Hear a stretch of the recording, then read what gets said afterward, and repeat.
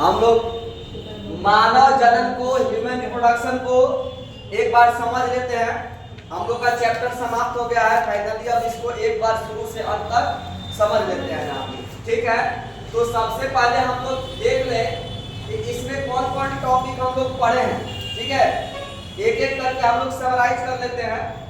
सबसे पहला टॉपिक हमारा रहा है पुरुष जनन तंत्र। कौन टॉपिक है जी? पुरुष जनन तंत्र। दूसरा टॉपिक है मादा जनन तंत्र। तीसरा टॉपिक रहा युग्मक जनन। चौथा टॉपिक है आर्तव चक्र, इसी को कहते हैं मेंस्ट्रुअल साइकिल, ठीक है।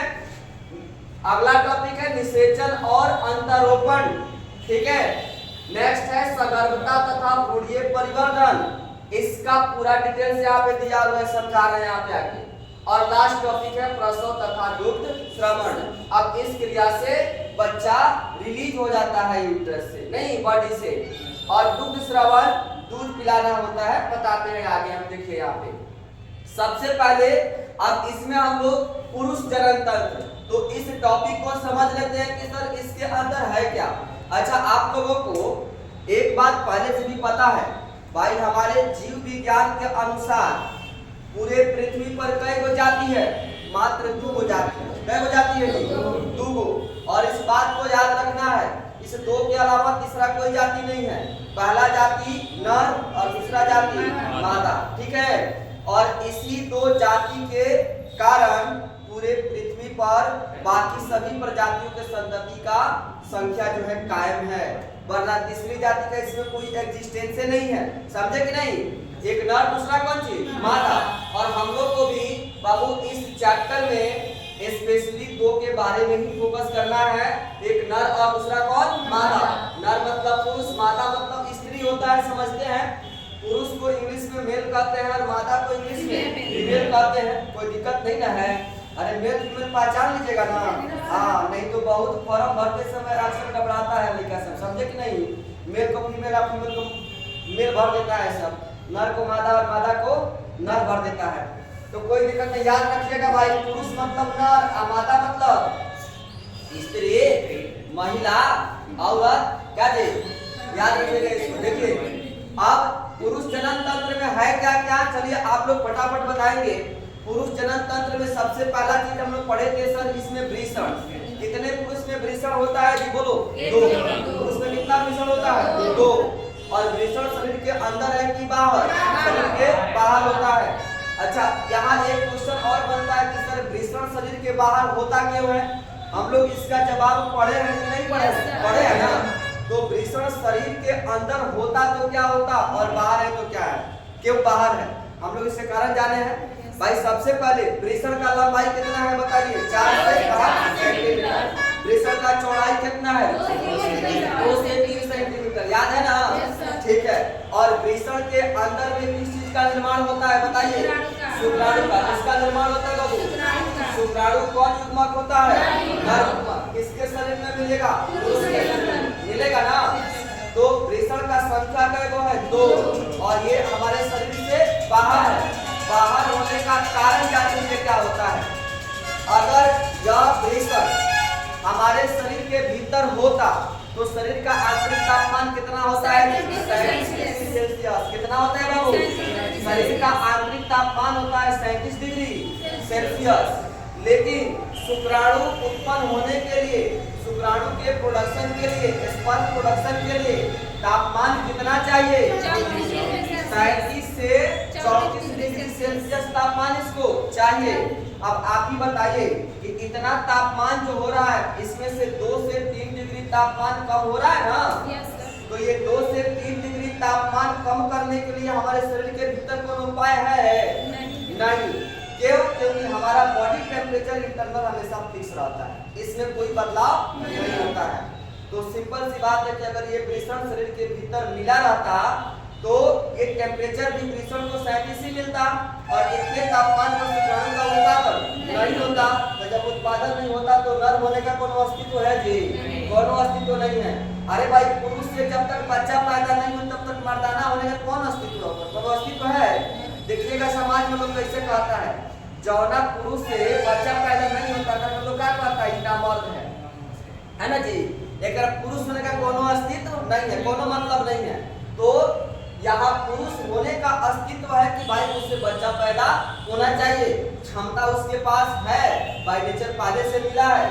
तो शुक्राणु का उत्पादन हो सके उसके लिए 2 से 3 डिग्री तापमान कम होना चाहिए, और वही 2 से 3 डिग्री तापमान को कम करने के लिए वृषण हमारे शरीर से बाहर पाया जाता है। ठीक है, और वृषण जिस थैलीनुमा रचना में होता है, नाम क्या है उसका?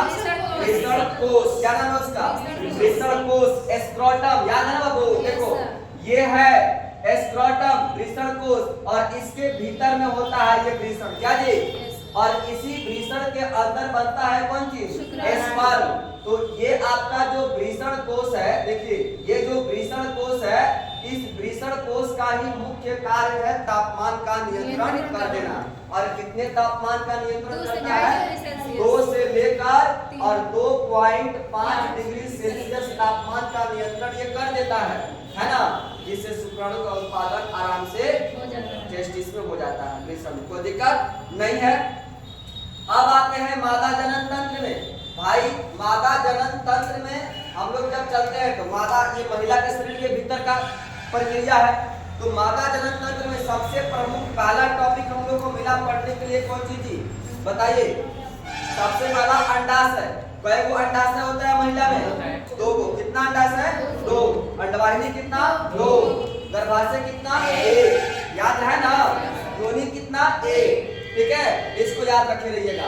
अच्छा, अब हम लोग देखते हैं सर मादा जनन तंत्र में आप नाम ले रहे हैं किसका?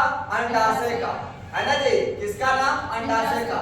तो ये ओवरी जो होता है अंडाशय, इस अंडाशय में क्या क्या होता है? पहला चीज भाई नाम से ही क्लियर है कि अंडाशय है, तो इसमें क्या बनेगा? अंडाणु। अंडाणु कौन युग्मक होगा? मादा युग्मक। यानी लिखा है इसका मतलब अगुणित होता है ना? इसको याद रखेंगे। दूसरा चीज कि अंडाशय में अंडाणु बनना शुरू कब होता है? अंडाशय में अंडाणु बनना शुरू कब होता है?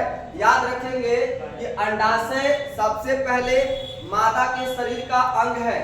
इसको हम लोग प्राइमरी सेक्स ऑर्गन यानी प्राथमिक लैंगिक अंग कहते हैं। ठीक है, और ये अंडाशय में अंडाणु का बनना जब मादा के शरीर में भ्रूण पल रहा होता है तो उसी भ्रूणीय अवस्था से ही अंडाणु बनना शुरू हो जाता है।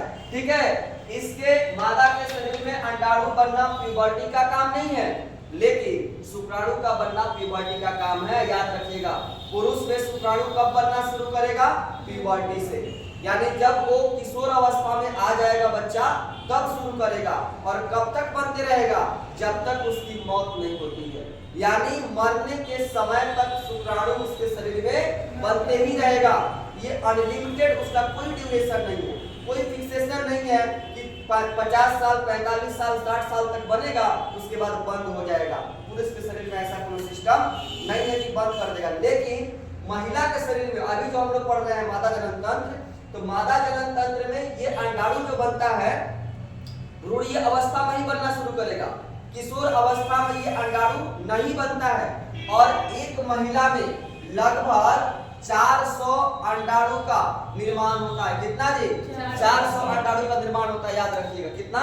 400 अंडाणु का निर्माण होता है। ठीक है, और इसके प्यूबर्टी जब शुरू होता है, यहाँ टॉपिक भी आ गया इससे रिलेटेड, लेकिन इसके पहले है कौन सी बाबू? युग्मक जनन। तो हम लोग पहले इसको भी समझ लेंगे मादा जनन तंत्र के बाद। ये 400 अंडाणु जो बनेगा, अब बनने की प्रक्रिया हम लोग इस टॉपिक में समझेंगे युग्मक जनन में कैसे होता है। लेकिन तब तक आप लोग बताइए अंडाशय का, अंडाशय में अंडाणु बन रहा है। अंडाशय, प्रत्येक अंडाशय से अंडवाहिनी लगी होती है ना? तो अंडवाहिनी की लंबाई कितनी होती है? 10 से 12 सेंटीमीटर। कितनी होती है? 10 से 12 सेंटीमीटर। और आप लोगों को बताया गया कि यहाँ जो अंडाशय होता है ना, इस अंडाशय के पास से अंडवाहिनी का ये पहला भाग जो शुरू होता है, बताइए इसका नाम क्या है? झालर। सोचिए, झालर। 3 भाग होते हैं अंडवाहिनी के। तो यहाँ ये झालर है, और ये पहला भाग इसका कीपर है ना जी। दूसरा भाग इसका एम्पुला, और तीसरा भाग जो चिपका होता है यहाँ पे, इसको कहते हैं कौन चीज? स्टमक। यही कहते हैं ना। सबसे पहले अंडाणु यहाँ पे आएगा, यहाँ दीपक के पास, इनफंडिबुलम के पास, यहाँ से आगे बढ़ेगा, एम्पुला के पास जाएगा, यहाँ से भी आगे बढ़ेगा, स्थमस और एम्पुला के बीच में जाकर अंडाणु क्या करेगा, रुकेगा नहीं। और शुक्राणु इसके पास जाकर क्या करेगा, फ्यूज करेगा। यानी यहाँ पे हम लोग पढ़े थे कि शुक्राणु और अंडाणु के मिलने की प्रक्रिया कहाँ संपन्न होती है, मादा जनन तंत्र के फैलोपियन नलिका के एम्पुला और स्थमस के बीच में, यही होता है ना। तो अब कोई पूछेगा आपसे कि निषेचन क्रिया कहाँ होता है महिला के शरीर में, तो वहां आराम से आप बता सकते हैं कि सर एम्पुला और स्थमस के बीच में होता है। एम्पुलरी रीजन अंग्रेजी में लिखा जाता है इसको, ठीक है। क्या लिखते हैं, एम्पुलरी रीजन, या एम्पुला और स्थमस के बीच का जंक्शन पॉइंट होता है, वहीं पे निषेचन क्रिया इसका हो जाता है, याद रहेगा, ठीक है।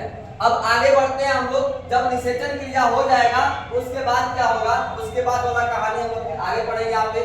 अब आते हैं युग्मक जनन पे। मादा जनन तंत्र में और भी पार्ट है भाई, अंडवाहिनी के बाद भी पार्ट है, गर्भाशय है ना। तो आप बताइए गर्भाशय का आकार कैसा होता है, गर्भाशय का आकार कैसा होता है, उल्टे नाशपाती के आकार का। कैसा होता है, उल्टे नाशपाती के आकार का। गर्भाशय कितना होता है महिला में, एक। कितना होता है जी, एक। गलती से कब दो मत कह दीजिएगा, कितना होता है जी, एक होता है। महिला में गर्भाशय एक ही होता है। अच्छा, गर्भाशय की कै गो भित्ति होती है, तीन। कितने भित्ति से गर्भाशय बनी हुई है, तीन भित्ति से। बताइए सबसे अंदर वाली भित्ति का नाम एंडोमेट्रियम, क्या कहते हैं, एंडोमेट्रियम। बीच वाले भित्ति का नाम मायोमेट्रियम, और सबसे बाहर वाली भित्ति का नाम पेरिमेट्रियम। याद है, चलिए ठीक है। अब इसमें एक चीज और याद रखेंगे, जो सबसे प्रमुख चीज है, आपसे ऑब्जेक्टिव सवाल भी इस पर उठ सकता है, परीक्षा में ऑब्जेक्टिव सवाल इस पर बनता है, और बोर्ड एग्जाम की तो छोड़ दीजिए, लेकिन मेडिकल में भी कभी कभी इससे इंपॉर्टेंट क्वेश्चन एक दो उठ जाता है परीक्षा में, ठीक है। मेडिकल एग्जामिनेशन में, नीट वगैरह में उठ जाता है। जैसे आप लोगों को बताए थे, बताइए मेंस्ट्रुअल साइकिल के दौरान जब आर्तव चक्र होगा, आ ही रहे वहां पे हम, जब आर्तव चक्र होगा मेंस्ट्रुअल साइकिल, तो उस समय गर्भाशय की कौन सी भित्ति ब्रेक करती है, एंडोमेट्रियम। कौन सी भित्ति, एंडोमेट्रियम, यानी सबसे अंदर वाली भित्ति क्या करती है, टूट जाती है, टूट जाती है ना। अच्छा, जब प्रसव क्रिया होता है, यानी प्रसव क्रिया जब होने वाला होता है, जब बच्चा बाहर निकलने वाला होता है, उस समय कौन सी भित्ति में सबसे ज्यादा संकुचन शुरू हो जाता है, मायोमेट्रियम। इसमें होता है मायोमेट्रियम में। अच्छा, ये जो संकुचन होता है ना ज्यादा, इसको कौन सा पेन कहते हैं, लेबर पेन कहते हैं। क्या कहते हैं इसको, लेबर पेन कहते हैं, ठीक है, याद रखेंगे। और उसके बाद की कहानी फिर हम लोग आगे पढ़ते हैं। उसके बाद हम लोग वेजाइना भी पढ़े थे जी, सर्विक्स पढ़े थे। गर्भाशय के सबसे अंतिम बिंदु जो होता है वो क्या होता है, सर्विक्स। उसको कहते हैं हम लोग कौन सी, ग्रीवा। क्या कहते हैं, ग्रीवा। और ये ग्रीवा और योनि आपस में मिलकर एक नली बनाता है, जिस रास्ते को कहते हैं हम लोग बर्थ कैनाल, जन्म नाल। क्या कहते हैं, जन्म नाल। ग्रीवा और योनि आपस में मिलकर, यानी सर्विक्स और वेजाइना आपस में मिलकर क्या बनाता है, बर्थ कैनाल बनाता है। और उसी बर्थ कैनाल से बच्चा क्या करता है, बाहर रिलीज हो जाता है ना, बाहर निकलता है जब उसका जन्म होता है। तो अब आते हैं युग्मक जनन पे। तो इसका बहुत आसान डेफिनेशन है, नर युग्मक शुक्राणु और मादा युग्मक अंडाणु के मिलने की प्रक्रिया को, बोलिए क्या कहते हैं, मिलने की प्रक्रिया को, मिलने की प्रक्रिया को निषेचन कहते हैं। लेकिन बनने की प्रक्रिया को क्या कहेंगे, युग्मक जनन, है ना। कंफ्यूजन नहीं कर रखना है। देखिए यहीं पर थोड़ा कंफ्यूजन होगा, परिभाषा गलत लिखा जाएगा या गलत जवाब किसी को दीजिएगा तो फिर गड़बड़ा जाएगा, समझे। यहाँ पे मात्र बहुत कॉमन डिफरेंस है, नर युग्मक शुक्राणु और मादा युग्मक अंडाणु के बनने की प्रक्रिया को क्या बोलेंगे, युग्मक जनन। लेकिन अगर वहीं लिख देंगे मिलने की प्रक्रिया को, तब बोलेंगे निषेचन। क्या कहते हैं उसको, निषेचन। अच्छा, युग्मक जनन कितने प्रकार के, दो जनन। कितने प्रकार के, दो प्रकार के, बोलिए। क्योंकि पुरुष के शरीर में भी होगा और मादा के शरीर में भी होगा। तो शुक्राणु बनने की प्रक्रिया को शुक्र जनन, अंडाणु बनने की प्रक्रिया को अंड जनन। कोई दिक्कत है, नहीं ना है। अच्छा, मानव के शरीर में कितने गुणसूत्र होते हैं, मनुष्य के शरीर में गुणसूत्र कितने होते हैं, बोलिए ठीक है, 46। कितने होते हैं, 46 कहिए या 23 जोड़ा कर सकते हैं, कोई दिक्कत है, नहीं है। अब पहुंचते हैं हम लोग यहाँ पे आर्तव चक्र पे, ठीक है। देखिए युग्मक जनन में एक सबसे इंपॉर्टेंट चीज भाई याद रखेंगे कि पुरुष में तो शुक्राणु बनता ही है। कब बनता है? तो किशोरावस्था से लेकर उसके मृत्यु के समय तक बनता है। लेकिन जो अंडाणु बनेगा अंड जनन वह भ्रूणीय अवस्था में बनना शुरू हो जाता है, ठीक है। और जब किशोर अवस्था शुरू होता है लड़की का, प्यूबर्टी में जब वो गर्ल्स आती है तो उस समय एक बायोलॉजिकल घटना शुरू होता है उसके साथ, जिसका नाम क्या है बोलिए? आर्तव चक्र। इसको कहते हैं हम लोग मेंस्ट्रुअल साइकिल, मासिक चक्र, रजोधर्म या पीरियड कहते हैं, ठीक है। कोई दिक्कत है? नहीं है। तो आर्तव चक्र जब शुरू होगा तब परिपक्व अंडाणु उसमें से बाहर निकलना एक एक करके शुरू करेगा और हर एक महीना में एक अंडाणु निकलता है। पता है कब? मेंस्ट्रुअल साइकिल की 14वें दिन। कब? 14वें दिन। इसमें आते हैं तो फेज बताते हैं। अब आर्तव चक्र में आ जाते हैं। तो आर्तव चक्र मेंस्ट्रुअल साइकिल है कौन चीज? तो भाई ये जैविक क्रिया है जो कि महिलाओं के साथ होता है। किसके साथ? महिलाओं के साथ। अब महिला कह दिए तो मत समझिएगा कि हम मतलब गर्ल्स को सेपरेट कर दिए हुए हैं। भाई महिला, स्त्री, औरत चाहे गर्ल्स बात ये नहीं हुआ, समझे। अब आप उसका विभेदन करना शुरू कर देंगे तो दूसरी बात है, तब तो बहुते अर्थ निकाल सकते हैं। लेकिन लड़कियों में ये आर्तव चक्र शुरू होता है कब बताइए जी? ये 11 से लेके और 13 साल की अवस्था में जब गर्ल्स पहुंचती है तो मेंस्ट्रुअल साइकिल इसका शुरू हो जाता है। मेंस्ट्रुअल साइकिल के कितने फेज होते हैं बताइए? 4। कितने फेज होते हैं? 4। पहला फेज का नाम मेंस्ट्रुएशन यानी आर्तव चक्र होता है और दूसरा फेज का नाम फॉलिकुलर फेज होता है यानी फॉलिकुलर अवस्था होता है। तीसरे फेज का नाम अंडोत्सर्ग होता है यानी ओवुलेटरी फेज होता है और चौथे फेज का नाम ल्यूटियल फेज होता है। क्या जी? ल्यूटियल अवस्था होता है। आप लोग को एक बात इसमें बहुत कंसंट्रेशन के साथ पहले भी समझाए थे और फिर समझ लीजिए दोबारा, क्योंकि ये जो अभी बता रहे हैं टर्म ये एक बार नहीं कई बार पूछा है और बहुत लोग कंफ्यूजन हो जाता है। ल्यूटियल फेज जो होता है हमेशा 14 डेज का होता है। कितने दिन का? बोलिए। ल्यूटियल फेज कितने दिन का होता है? हमेशा 14 डेज का होता है, मतलब 14 दिन का होता है। अब 14 दिन का मतलब ये नहीं, कभी कभी जैसे हम लोग अगर ये समझ जाते हैं महिला में जो मेंस्ट्रुअल साइकिल होता है जनरली मानव के शरीर में वो होता है 28-29 दिन पर रिपीट होता है ना, होता है। लेकिन अगर ये महिला की 28-29 दिन को हम लोग छोड़ दें और तब पूछे बताइए ओवुलेशन कब होगा, ओवुलेटरी फेज कब आएगा, तब दिक्कत हो जाएगा, फिर नहीं बता पाएंगे आप लोग। याद रखिएगा, इसमें क्वेश्चन आपको बता दे रहा है कैसे पूछा जाता है ना। ऑब्जेक्टिव क्वेश्चन यहाँ से आता है ओवुलेशन का अवस्था क्या होगा, तो आप सबसे पहले याद रखेंगे ल्यूटियल फेज हमेशा कितने दिन का होगा? 14 दिन का। तो जो भी आपके आर्तव चक्र का समय दिया जाएगा ना, अवधि जो दिया जाएगा ना, उसमें से 14 दिन माइनस कर देंगे और जो बचेगा वही हो जाएगा ओवुलेशन का डेट। जैसे आपसे कोई क्वेश्चन किया कि बताइए बाबू एक लेडी का पीरियड 28 दिन पर हुआ, कितने दिन पर? 28 दिन।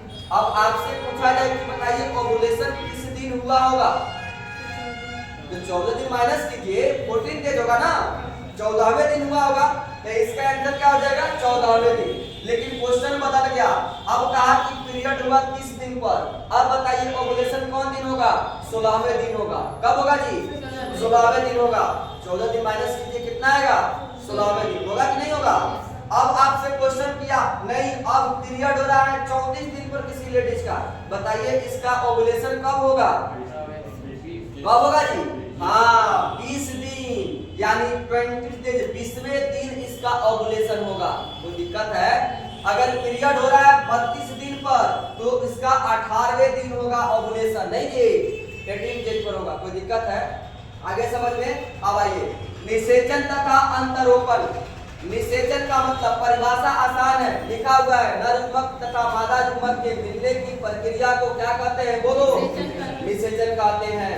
यह मादा के फैलोपियन नलिका के एम्पुला और स्थमस के बीच होता है, याद रहेगा ना। अच्छा, शुक्राणु और अंडाणु में दो अंतर याद रखिएगा।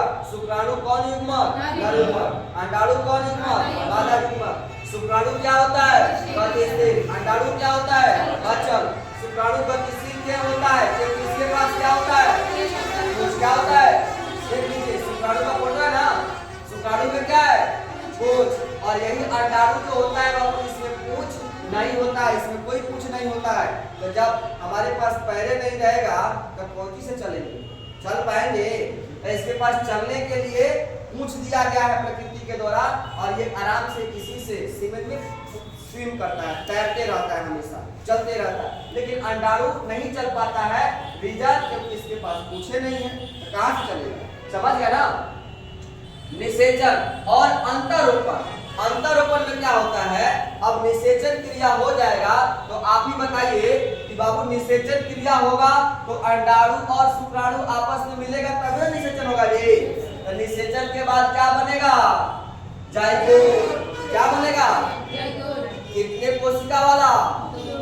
सिंगल कोशिका लेकिन 2 है, यानी डिप्लॉयड होता है, अगुणित होता है। अब दो से ये और बड़ा होगा, इसके पास अब 4 कोशिका हो जाएगा, 4 से फिर 8 कोशिका वाला बनेगा स्ट्रक्चर। नहीं जी, इसी में आप लोगों को दिखाए होंगे मोरुला लिखाया है, ट्रोफोब्लास्ट लिखाया है ना, ये सब बनता है।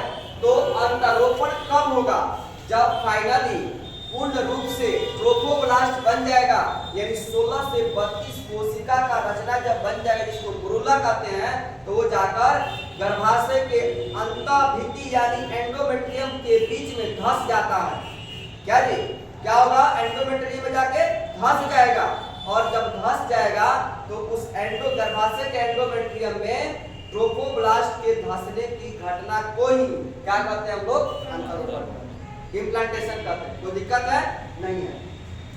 अब वह सगर्भता, तो बताइए सगर्भता को प्रेगनेंसी कहते हैं। प्रेगनेंसी का अवधि कितना होता है औसत महिला में? बोलिए 9.5 मंथ या 270 से 280 दिन, याद रहेगा। देखिए अब रूढ़िय परिवर्तन वहां आगे लिखा गया है। प्रसव तथा दूध श्रवण क्या होगा? प्रसव का मतलब होता है कि बच्चा को गर्भाशय से रिलीज होने की क्रिया को प्रसव कहते हैं।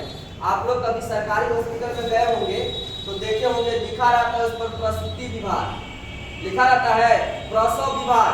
जो जैसे जो गायनो डिपार्टमेंट होता है, सॉरी वार्ड जानते हैं ना कि आप लोग, तो सॉरी वार्ड को हम लोग कहते हैं गायनो डिपार्टमेंट, या उसी को कहते हैं प्रसव विभाग। उसमें बच्चा पैदा कराने से संबंधित जितनी भी घटनाएं होती हैं, किसी महिला के पीरियड की गड़बड़ी है, जो भी उससे संबंधित बीमारियां हैं, सब उसमें देखा जाता है। समझे? तो प्रसव का मतलब होता है रिलीज होना बच्चा का, और दूध श्रवण का मतलब होता है कि बच्चा को दूध पिलाना। अच्छा एक चीज याद रखिएगा, जब प्रेगनेंसी शुरू हो गया महिला के शरीर में, उसके स्तन ग्रंथि में दूध तभी से बनना शुरू कर जाता है, ठीक है ना? उसी समय से शुरू करने लगता है। मेमोरी ग्लैंड का संख्या कितना होता है महिला में? 2। स्तन ग्रंथि का 2 गो। और स्तन ग्रंथि का काम क्या है? बच्चा को दूध पिलाना, ठीक है। और एक चीज याद रखिएगा, स्तन ग्रंथि को क्रियात्मक और संरचनात्मक इकाई कहते हैं ना। स्तन ग्रंथि का रोल क्या है? स्तन ग्रंथि के बिना मासिक चक्र नहीं होगा, स्तन ग्रंथि के बिना गर्भावस्था नहीं होगा, प्रेगनेंसी नहीं होगा, स्तन ग्रंथि के बिना दूध नहीं बनेगा, इसके बिना जब नहीं बनेगा तो एंटीबॉडी प्रोवाइड नहीं होगा, और नहीं होगा तो भाई रोग प्रतिरोधी क्षमता उत्पन्न नहीं होगा, बहुत सारे ओवुलेशन नहीं होगा, अंडोत्सर्ग नहीं होगा। तो जब इतना सारा प्रोसेस नहीं होगा, जनन क्रिया होगा? नहीं ना होगा, जरूरी है वो, लेकिन फिर भी जनन का मुख्य पार्ट नहीं है वो, आप लोगों को बताया नहीं बात, ठीक है ना? आप ये देखिए प्रेगनेंसी के दौरान भ्रूण में कौन कौन सा परिवर्तन होता है, यहाँ पे साफ साफ लिखा हुआ है, बताइएगा। प्रेगनेंसी के 1 माह के अंत में क्या बनेगा? भ्रूण का क्या बनेगा जी? हार्ट बनेगा। हार्ट बने हृदय, दिल कहते हैं एकरा के का जी। हृदय में कई गो चैम्बर हम लोग के? 4 गो। कई गो होता है? 4 गो। यो नहीं पता है? अपने दिल के चैम्बर आप कहूँ नहीं जानते हैं? बताइए, आप बिना जमने दूसरा के दिल दे देते हैं, बड़ी गलत बात है कि नहीं जी? ये भी नहीं जानते हैं कि हमारे दिल में चैम्बर कई गो है, आज दूसरा के सौंप लेते हैं, ले जाओ याद से तो अरे है नहीं। तो ऐसा गलती मत कीजिएगा। देखिए यहाँ पे प्रेगनेंसी के 1 माह के अंत में क्या बनता है? हार्ट बनता है, और इसके 2 माह के अंत में क्या बनता है? पैर और हाथ की अंगुलियां बन जाती है ना, याद रखिएगा इसको। प्रेगनेंसी के 3रे माह के अंत में क्या बनेगा? लगभग सभी प्रमुख अंग तंत्र बन जाता है, और इसी समय जनन तंत्र बन जाता है ना, वो चाहे लड़की हो या लड़का, दोनों में बन जाएगा। 3 महीना का मतलब होता है पहला ट्राइमेस्टर यानी फर्स्ट तिमाही, समझे। लगभग कहीं कहीं लिखता है 12 सप्ताह, तो 12 सप्ताह का मतलब 84 दिन लगभग हो गया, 3 महीना हो गया। नहीं जी, 5वें माह के अंत में क्या होगा, एक सिर पर बाल आ जाएगा, है ना जी। मैंने जो भ्रूण है, गर्भाशय में जो भ्रूण पल रहा है उसके सिर पर क्या आ जाएगा, बाल आ जाएगा। और 6ठे माह के अंत में लगभग पूरे शरीर पर कोमल बाल आ जाता है। आंखों की पलकें अलग अलग हो जाती है। पहले एकदम भ्रूण जो होगा लड़का आंख बंद कैले होगा, नहीं जी, लेकिन 6ठे महीने के बाद में आंख खोल देगा, वो पूरा पलक इसका खुल जाएगा। समझ रहे हैं ना। अब पलक देखिए, संसार कैसे दिखेगा, जब तक पलके नहीं खुलेगा तब तक संसार दिखेगा जी। बात जब खुलेगा तब न दिखेगा। अभी तक तो बंद था, अभी तक जौना दुनिया में था ओकरा लिए वो बहुत छोट दुनिया था। इसी कारण से देखिए, ये लॉजिकल चीज है, लेकिन ये मतलब बायोलॉजिकल चीज नहीं है। जब भी बच्चा बाहर आता है तो आप लोग सुने होइएगा रोना शुरू कर देता है, तो लोग क्या कहता है कि अभी तक जहाँ था ना वो दुनिया छोट था, लेकिन अब आया तो बड़का दुनिया में हो गया, अभी कितना डर लग रहा है ना। लेकिन रीजन ये होता है कि बाहर आने के बाद एटमॉस्फेरिक प्रेशर उसके ऊपर बढ़ जाता है ना, लंग्स के ऊपर, फेफड़ा के ऊपर। इसी वजह से उसको सांस लेने छोड़ने में थोड़ा सा तकलीफ होती है, दिक्कत होने लगता है, तो जोर जोर से रोने लगता है और बाद में धीरे धीरे सर्वाइव कर जाता है, समझे। 6ठे माह के अंत में आंख की पलकें अलग हो जाती है और बरौनियां ये जो है ये बन जाती है, समझे जी। करा के बनवा कर कितना लोग ब्यूटी पार्लर में घूमते रहते हैं, कहो नहीं घूमते रहता है। बताइए, इतना सुंदर बरौनी बताइए प्रकृति ने बना कर दिया, एकरों में पता ना कौन सी लगवा के बनवा के फिट कर देता है ब्यूटी पार्लर में जाके, पतला कराने के लिए नहीं। देख, मोटाने के लिए दवाई खाएगा सब, अब बरौनी पतला करने के ब्यूटी पार्लर जाएगा लोग, कितना गड़बड़ बात। देखिए यहाँ पे 9वें महीना के अंत में यानी जब 9 मंथ कंप्लीट हो जाएगा तब क्या बनेगा, गर्भ पूर्ण रूप से विकसित हो गया है। अब बताइए, जब पूर्ण रूप से विकसित हो गया तो कहाँ रहेगा, वही में रहेगा। अरे लड़का कहाँ रहेगा, गर्भाशय में नहीं। अब समय समाप्त हो गया, अब गर्भाशय से इसको बाहर आना है, तब बाहर आएगा तो बाहर आने की घटना को ही क्या कहते हैं बबुआ, प्रसव। अब बाहरी आएगा तो ऐसा ही रहेगा, ऐसा ही रहेगा, पोषण चाहिए ना। तो उसके तुरंत बाद का पोषण क्या होता है, उसका माँ का दूध क्या होता है, माँ का दूध। माँ के प्रथम स्तनपान में फर्स्ट दूध में क्या मिलता है बताइए जी, क्या मिलता है, कोलोस्ट्रम। क्या होता है, कोलोस्ट्रम। उसी को खीस कहते हैं। कौन एंटीबॉडी होता है, एंटीबॉडी ए, और उससे क्या होता है कि रोग प्रतिरोधी क्षमता बढ़ता है। क्या होता है, रोग प्रतिरोधी क्षमता बढ़ता है। तो रोग प्रतिरोधी क्षमता बढ़ेगा तो बीमारियां नहीं होंगी। इसीलिए डॉक्टर सलाह देता है हर माँ को कि आप अपने बच्चे को शुरुआत में कम से कम कुछ दिन दूध पिलाइए, जरूरी होता है ना जी। अच्छा, यही की रचना कौन सी का है जी, शुक्राणु का है ना, स्पर्म है ना। तो बताइए, स्पर्म माइक्रोस्कोप से दिखेगा कि ऐसे खुले हाथ में दिख जाएगा, माइक्रोस्कोप से दिखेगा ना। अच्छा, एक बार पुरुष के शरीर से जब सीमेन फॉल करता है तो 200 से 300 मिलियन स्पर्म बाहर निकलता है। याद रखिएगा डेटा को। स्पर्म को देखिए कितने भाग में बांटा गया, ये वाला हेड है, इसके भीतर में क्या होता है, क्रोमोसोमल मटेरियल होता है, यहाँ प्लाज्मा मेम्ब्रेन है, और सबसे ऊपर वाला रचना एंडोसोम होता है। उसका जो हार्ड होता है ये बहुत कठोर होता है, यही अंडाशय क्या करता है, तोड़ता है। ठीक है, ये है नेक, गर्दन, और ये क्या है, मध्य भाग, मिडिल पीस। इसमें माइटोकॉन्ड्रिया होता है। माइटोकॉन्ड्रिया क्या करते हैं, और ऑल्सो सेल यानी ऊर्जा घर, ये इसको एनर्जी प्रोवाइड करता है तैरने के लिए। ठीक है, और ये है पूंछ, तो ये पूंछवा के चलते शिविर में क्या करते रहता है, बेचारा तैरते रहता है। बात समझ में आ गया, कोई दिक्कत नहीं है। अब कहीं से भी कोई सवाल आपसे कोई पूछे तो आराम से बता सकते हैं ना, बोलिए, कोई समस्या नहीं ना है। हाँ, तो आराम से बता दीजिएगा। चलिए ठीक है, फिर दूसरे क्लास में दूसरा